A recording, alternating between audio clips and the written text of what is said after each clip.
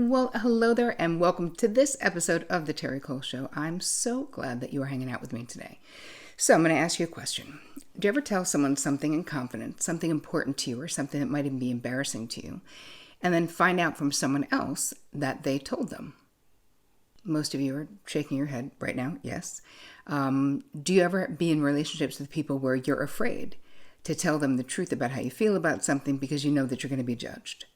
Yes, more of you are nodding your heads. Okay, so this episode of The Terri Cole Show is for you because I'm going to be talking about emotional trustworthiness, because those were all examples of someone who is less than emotionally trustworthy.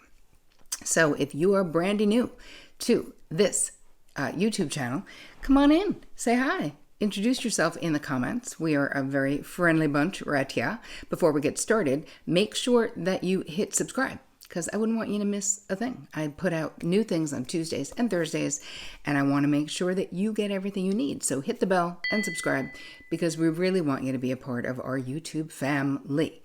If you don't know me, my name is Terri Cole. I'm a licensed psychotherapist, a relationship expert, and the author of Boundary Boss, which you can get at boundarybossbook.com. And as always, I love to thank you for all your comments and your interactions, because this is a very active group, and I love to highlight your comments. So Maria Rossi, under the episode called Boundary Scripts and Strategies for Grieving, says, "Thank you for the consistently excellent content, Terri. All the stuff that I'm learning from you feels like the key I've been missing for practically all of my life. I'm halfway through your Audible book of Boundary Boss at the moment, and I'm realizing just how little I was aware and how much I have still to learn. I think I need to embrace being a bit of a late bloomer." Well, Maria, better late than never. As long as you're blooming, that's all that matters. Thank you for being a loyal part of my community. I super duper appreciate you. All right, let's move into today's content. What are we talking about? Well, what is a emotionally trustworthy relationship? In an emotionally trustworthy relationship, you feel seen, heard, you feel understood. Right? Have you ever been in a relationship where you endlessly feel like the other person is not understanding you? I have. It is so painful. You can share yourself honestly, or as the subtitle of my book says, you can talk true without fear of reprisal or without fear of judgment, right? You can take the risk of being yourself because you believe the other person is not going to be super judgmental. You can show your weaknesses, your vulnerabilities. Like, you don't have to be perfect in an emotionally trustworthy relationship, an emotionally trusting relationship. You also feel valued, right? You feel important to the other person, that how you feel, what you think matters. The reality of relationships is that emotionally trustworthy and safe relationships, they are the deepest relationships that you can possibly make or find. It's so incredibly important, because if we are in relationships where there is a lack of trustworthiness, right? Emotional safety, basically, we're not being ourselves, because we are in fight or flight mode so much of the time. So what can you do to create, to attract, to interact in emotionally trustworthy relationships? Well, first of all, having good boundaries. Hi, I wrote a whole book on it. You can get it at boundarybossbook.com. Actually, boundaries are one of the keys to creating safety. And it's not about saying no all the time. And obviously, if you're listening to this podcast, unless it's the first time you've heard me, you know that I believe that healthy boundaries, are the actual bridges to amazing relationships, to deeper intimacy. They are not the blocks like people fear that they are. I mean, that's what I hear all the time. Like, oh, I don't want to, be rejecting people, or I don't want to be seen as bossy or bitchy, or all of the fears that we have. And yet saying yes when you really want to say no, I promise you, is being fake nice, not real nice. It's being like avoidant nice, as opposed to legitimately nice. Because that's always the thing. People don't want others to judge them as not nice. So what else does it look like having healthy boundaries and being safe? being able to honor what's important to you, being able to not over give, not over commit. Another thing is realizing that there is no such thing as instant intimacy, which means that we share information about ourselves with others incrementally and gradually over time as people reveal themselves to be emotionally trustworthy.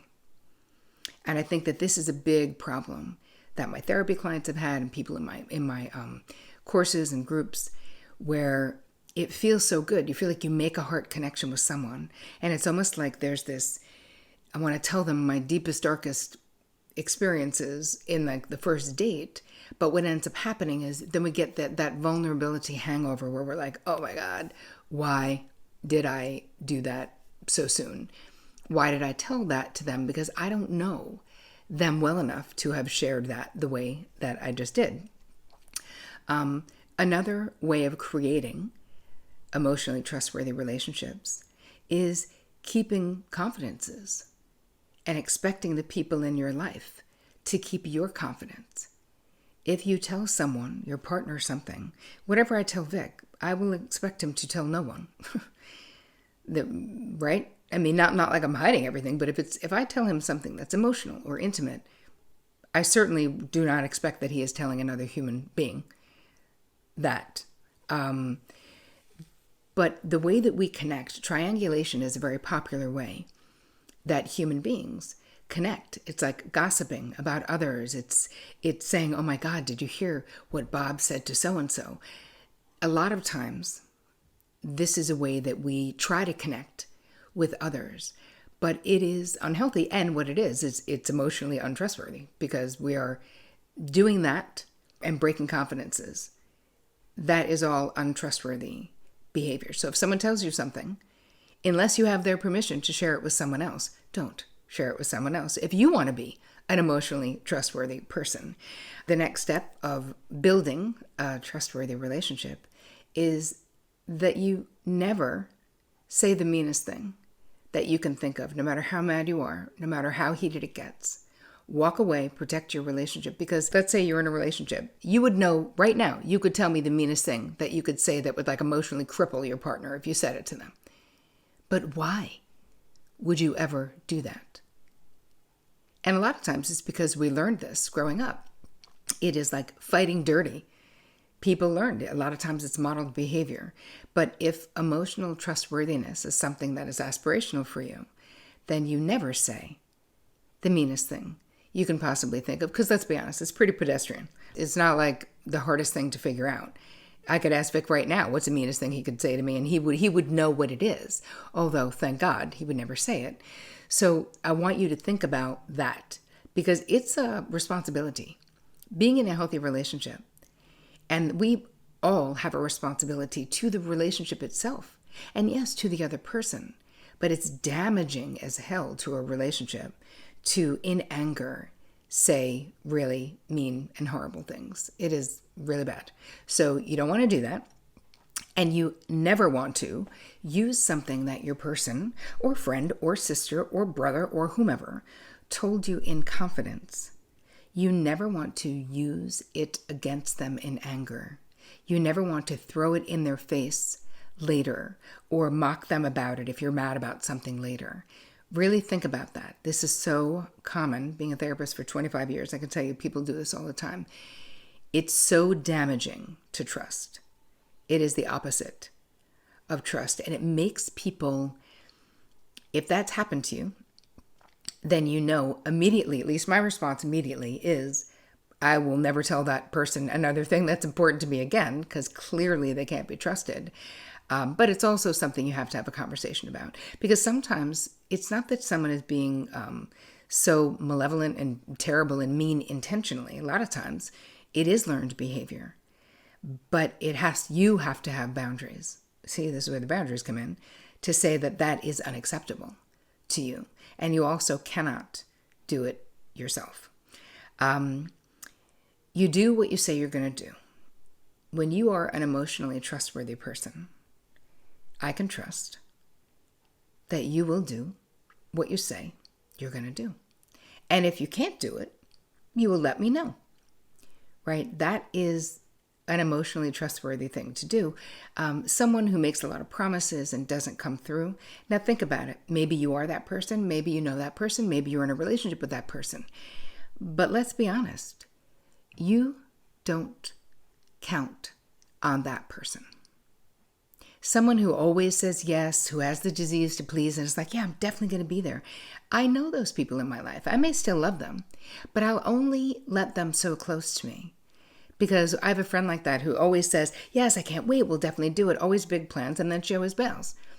And so Vic will say, oh, is Betty coming to the whatever? And I'll say, there's like a 40% chance she's going to show up.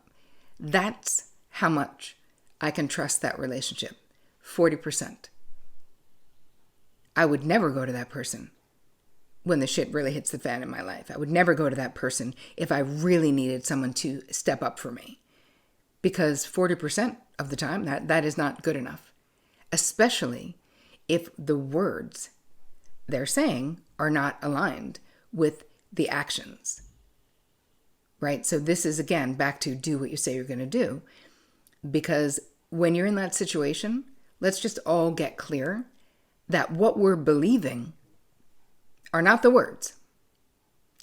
They are the actions. Actions tell you either the truth about the way someone feels that maybe they can't tell you, or it tells you what they're capable of. They may just not be capable of giving you what it is that you want, even if they want to. But that is a real red flag. And that's something that you have to be incredibly aware of in your relationships. And don't let those things slide. If someone's words and actions don't match, there's a lack of integrity in that experience. And I'll say to someone, hey, you said you were going to call me. You didn't, which is fine. But you must, if you want to have a relationship with me, even a friendship, you must let me know. Like, my time is important. How I feel is important. And it's not like I'm the boss of everyone. Nope. But I am the boss of my time.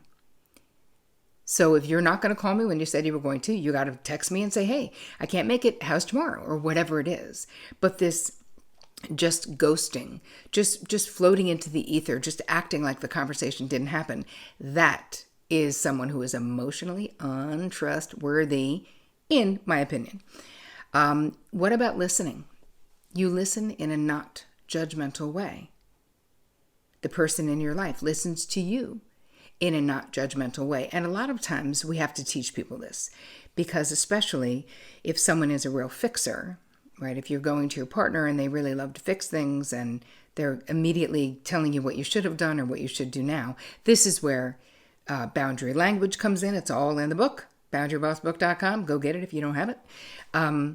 Where you can say, hey, what I really need right now is a compassionate ear.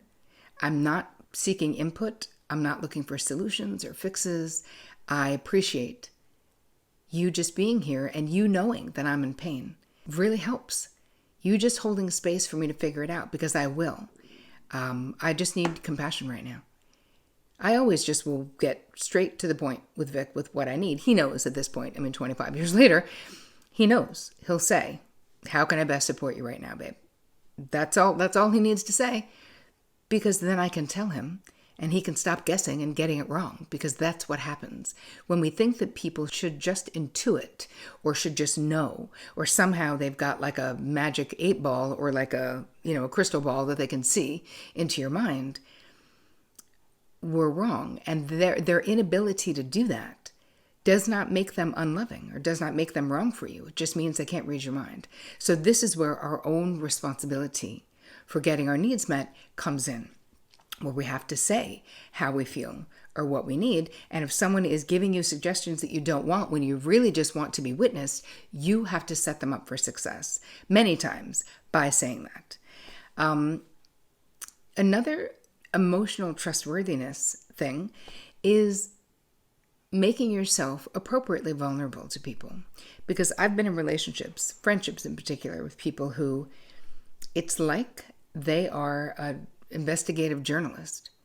The amount that they ask me about my life, The people that we're talking about, they remember everything I say, but somehow we never get around. I don't have them in my life anymore, but when I was in my 20s, somehow we would never get around to them sharing. And I always felt like this person in particular that I'm thinking of was collecting data.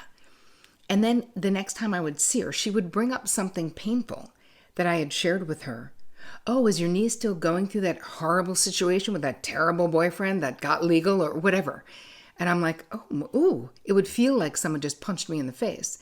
But that person was not emotionally trustworthy. So it was super imbalanced. And you want to look at that. Is there a balance of vulnerability? Or are you sort of the person who's always allowing others to dump on you? Or are you like that friend I used to have or acquaintance who was like, I felt like every time I talked to her, even though she did it in a really sort of a casual way, quote unquote, but I literally felt like she was collecting evidence for a case or something. It was really weird. And I just very naturally distanced myself from that relationship. But these are all things that you can do in your life right now that will up the emotional trustworthiness factor in your life. Another thing for you to think about is a lot of times someone's words may be saying one thing, like, it's fine. But if that person's body language is very aggressive, if they're slamming a door, that is also untrustworthy behavior, because they're not talking true. They're not talking straight. So you want to make sure that the body language is aligned with what is actually being said. Another thing to think about in emotional trustworthiness is, as I said about the person who I felt like she was interviewing me, is there transparency in your relationships?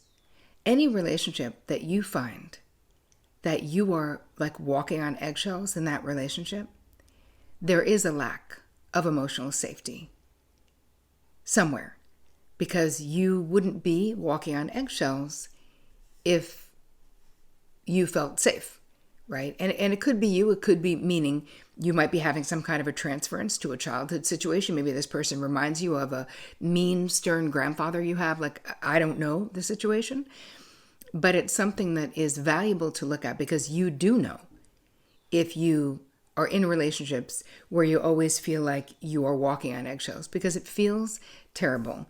It's exhausting.